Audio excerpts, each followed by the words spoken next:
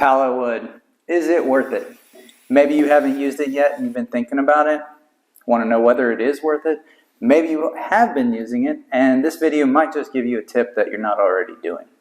What's up, y'all? My name's Andy. This is Epeius Garage. As you can tell, I'm not shooting in the garage today because it is cold outside.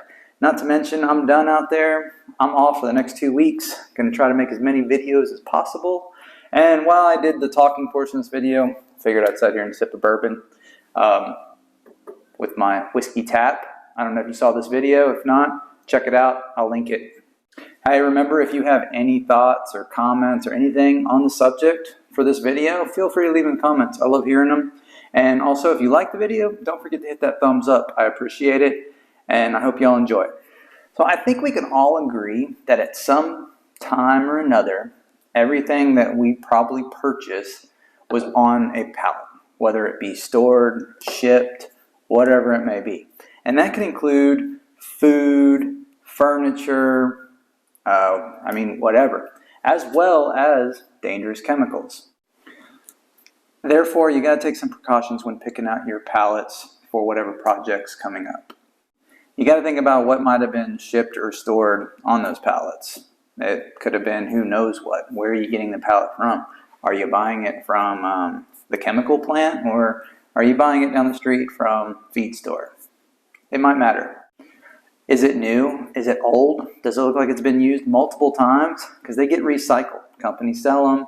It may have been something food at one point, and then it went to a chemical company. You just don't know where it's been. I would definitely suggest never, ever using any pallet wood for anything that's going to be food grade, like a cutting board or some type of utensil, or anything that's going to be contacting food. I would not use pallet wood for it because you really just don't know where it's been. Personally, I get my pallets from the Russell Feed Supply store that's right down the street from me. They always look almost brand new, and I'm pretty certain that the only thing that's been on them is either grain, corn, something like that. No crazy chemicals.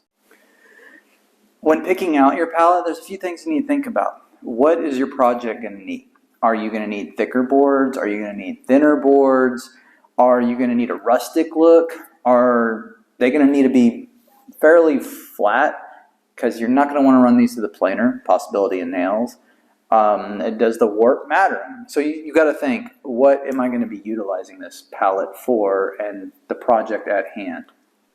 Knowing this will definitely help you pick out the pallet that's going to work best for you and whatever project.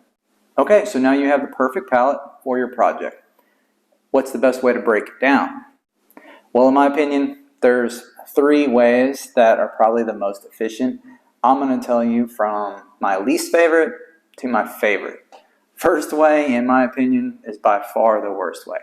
And that is by taking some type of pry bars, all different types. People even make it specifically for pallet breaking down. Those might be a little better. However, it still all ends up with the same outcome. You've got to pry, and then you've got to pull them up, and then they pop out with the nails.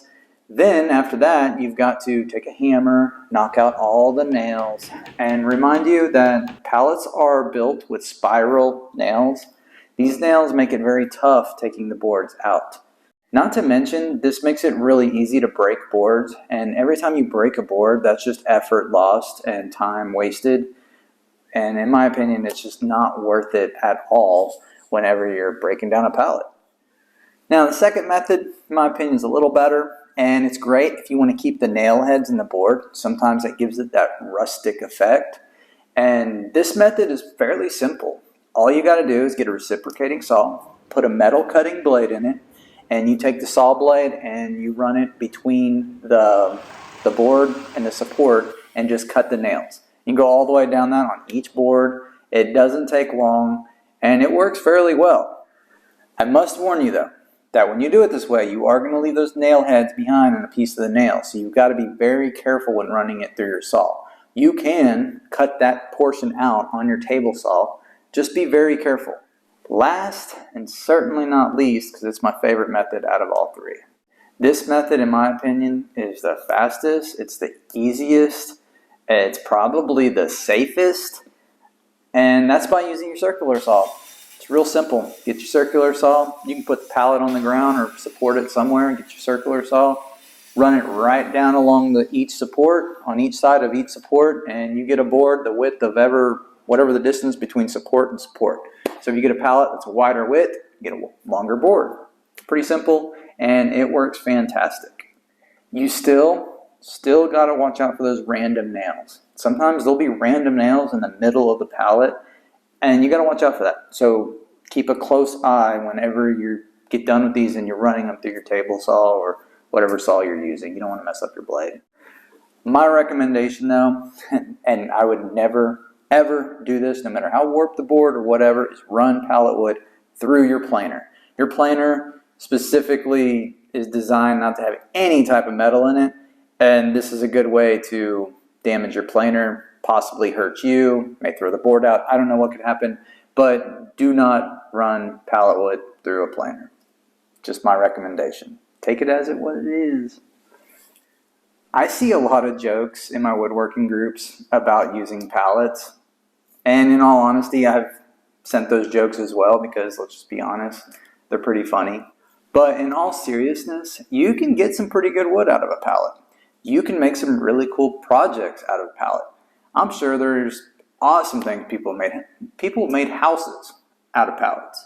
So there's a lot you can do with them. I've made a few things out of pallets. I've actually got 2 videos if you want to watch them. One of them is probably one of my first or second videos, so I apologize now if you do watch it. I'll link it in the description. And then the other one was pretty cool as well, and that's a newer video where I take pallets and make frames and put prints on them. They sell really well, and I'll link that video as well. I hope you found the video helpful some way, maybe even entertaining. Anyways, y'all, make sure you're staying safe, having fun, and I'll see you next time.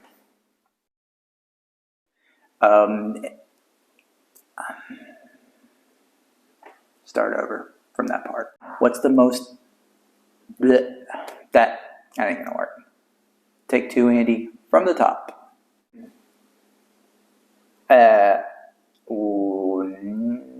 Let's redo that.